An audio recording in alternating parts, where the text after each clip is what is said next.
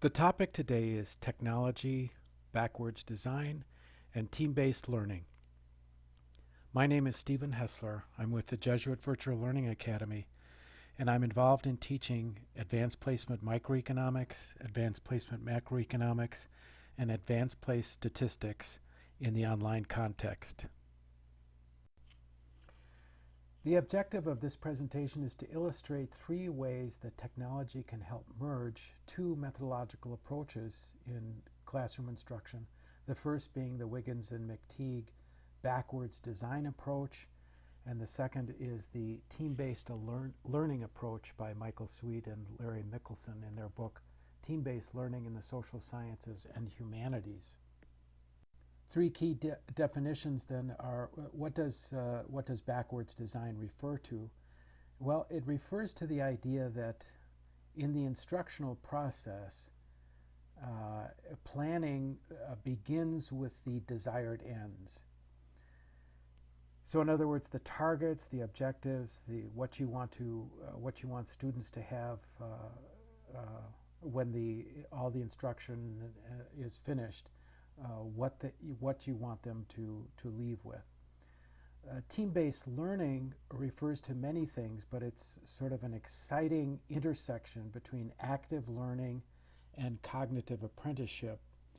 And so the goal here, or the definition of team-based learning, is the idea of engaging cognitive apprentices in a deeper understanding of content, in this case, let's say advanced placement economics. And finally, technology is being used very, very broadly to include both tools of technology, online collaborative tools or quiz programs or so, and the methods of instruction. So it's sort of the know-how involved in approaching instruction. The first illustration of how technology can help to merge backwards design curriculum structure with team-based learning is in the area of assessment. So formative assessment methods are very, very important to learning.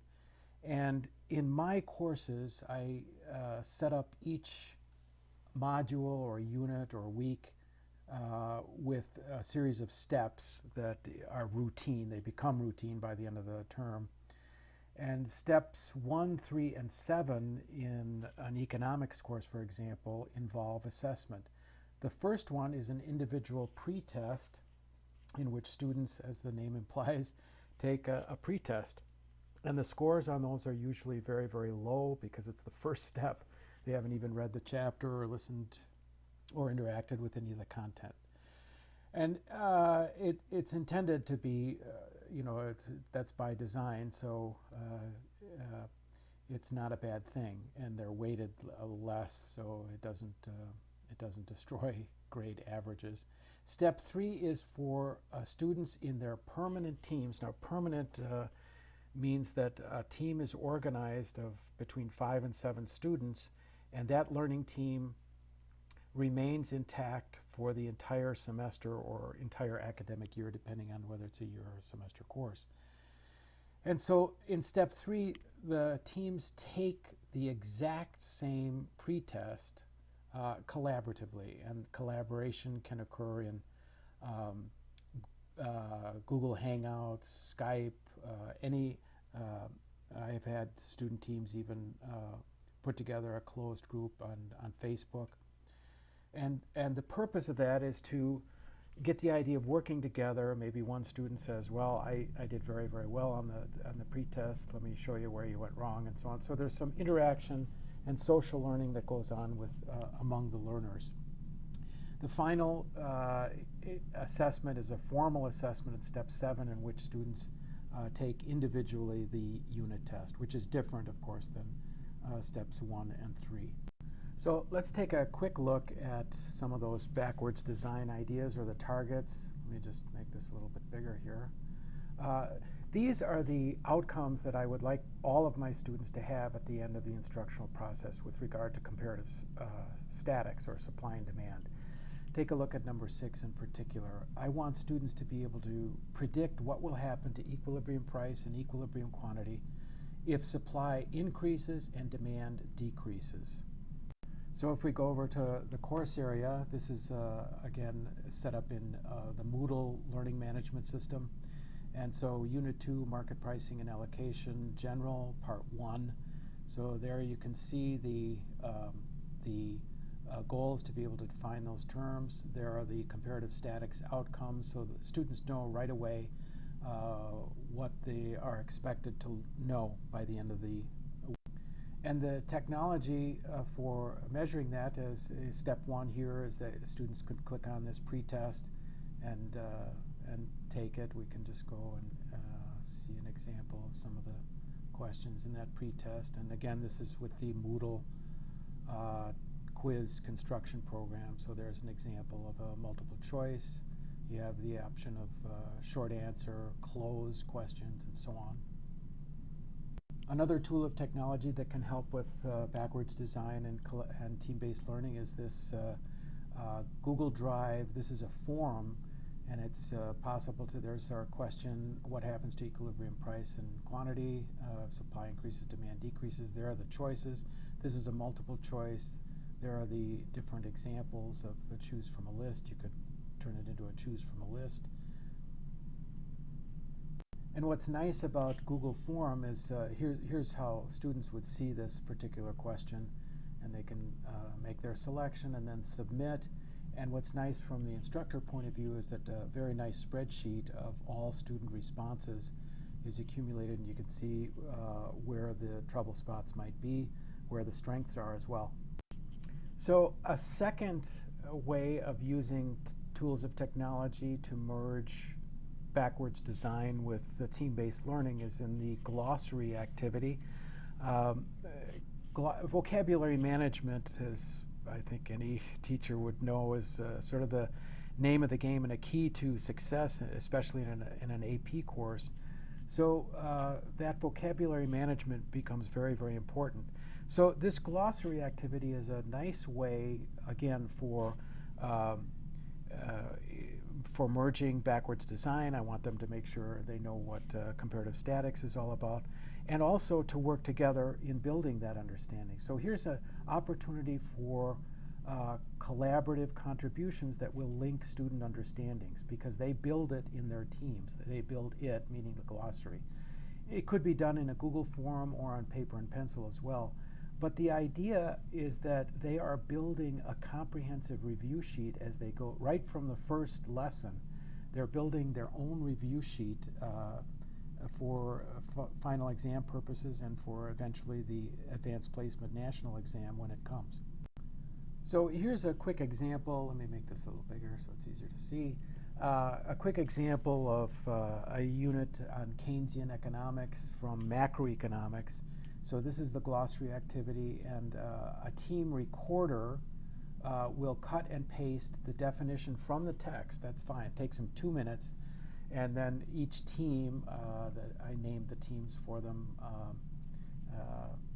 the Aquinas team, the Aristotle team, Augustine team, Friedman, so on, and then listed their vocabulary terms.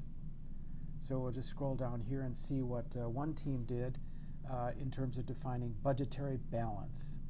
And we can see Omar selected the textbook definition of a budgetary balance, and then 3 of his teammates elaborated on that. So this is a very accessible, very easy way, low-cost way of doing that, of getting students to interact with the vocabulary, the concepts and models of an economics test, economics lesson. And you can see at a glance how they're doing in terms of do they have the term correct? Are they owning it? Are they putting it in their own words, and so on? So it's a very easy way for them to begin interacting with the content and for the instructor to monitor how they're doing. Finally, the last illustration of how technology can merge backwards design with a team-based learning approach is the so-called pick a position forum exercise. Now, I'm using the Moodle forum in this particular example, but teachers could also use the Google form or just paper and pencil. But I'm taking this from the Michelson and Sweet book on team-based learning in the social sciences, and it's called the 4S assignment. It means that you're now we're delving into the content at a deeper level than the previous example, the glossary building offered. So students are confronted with a significant problem in the field. They have to arrive, hopefully, at a consensus on a specific choice of several competing options, by way of solution, let's say. All teams throughout the class are confronting the same problem, and right before a synchronous meeting in the online context, or you could say you could vote with cards if you were in the face-to-face classroom, but they are required to simultaneously report their position. So let's look quickly at an example of a pick-a-position activity from AP Macroeconomics, which dealt with international trade.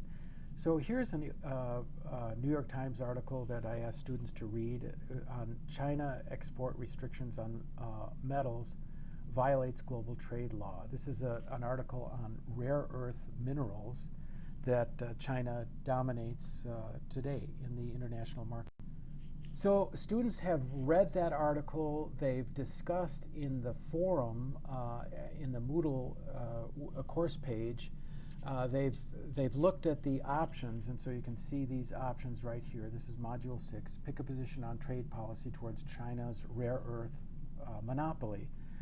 That's actually a quasi-monopoly. But right before our synchronous meeting, students are asked to sign in, or one student rather, the recorder from the Aquinas team, let's say, or the Aristotle team, let's go Aristotle, and then reflect their team's consensus on which option they arrived at.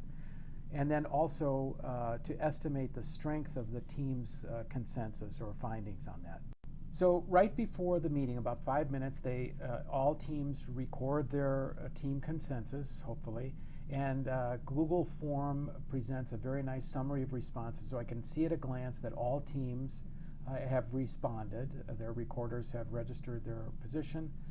In fact, the Hayek team in this case had 2 recorders, which is a sign of a miscommunication and an opportunity to remind them of how this works. And then here, the second area is which position comes closest to expressing your team's consensus view.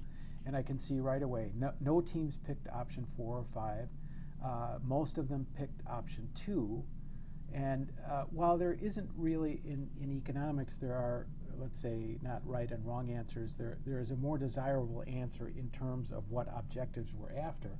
And in this particular unit, the emphasis was on the idea that less restricted is more efficient than more restricted trade. So in a way, it could be argued that the better answer is option 1. So right away, that tells me that there's some more instruction to do. And so this is going to be a great opportunity to listen to what students are going to say during the meeting, why they're saying it, and so on. And I can be kind of behind the scenes and steering and directing maybe towards key points.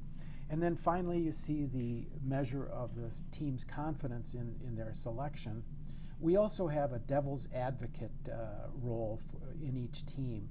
So, if there isn't a consensus, the devil's advocate will report on what the issues of contention might have been. And you can see in this particular example, the teams were not overly confident, I would say, in their answer. So more opportunity that we can spend some time fruitfully discussing the economics of international trade. So to conclude then, we saw 3 examples of how technology can serve to merge the backwards design approach with team-based learning. And again, that backwards design, the watchword for that is to begin with the ends that you want students to come away with. And the name of the game in team-based learning is to work together toward those ends, because it's very, very powerful when students start talking with each other, not just the teacher, but they learn from and work with each other to arrive at those ends that you want them to get. So thanks very much for your attention.